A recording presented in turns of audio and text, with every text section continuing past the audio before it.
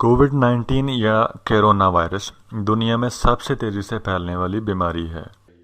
दोस्तों, मैं हूं फैज़ रसूल और आप देख रहे हैं डॉक्टर डिस्कवरी। हम आपसे रिक्वेस्ट करेंगे चैनल को सब्सक्राइब कीजिए और वीडियो को लाइक कीजिए। इसके मरीजों की तादाद दिन ब दिन बढ़ती जा रही है। वैसे तो इस बीमारी से बचने के लिए एहतियात बहुत ज़रूरी है, जैसे नंबर 1 पे है साबुन पानी और अल्कोहल बेस्ड हैंड रब से 20 सेकंड तक हाथ वॉश करना।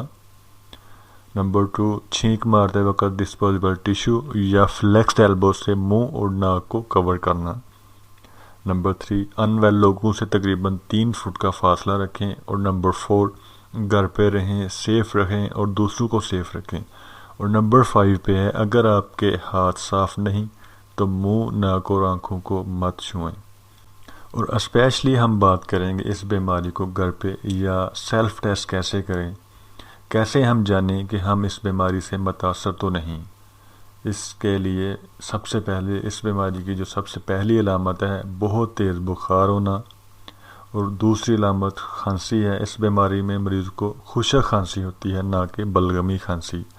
और तीसरी इसकी अलामत थकन और शदीद दर्द है। और नंबर 4 पे सबसे ज़्यादा और ख़तरनाक और सवेयर केसेस में डिफ़िकल्टी ब्रीथिंग है, जिससे मरीज़ का सांस रुकने के चांसेस बढ़ जाते हैं।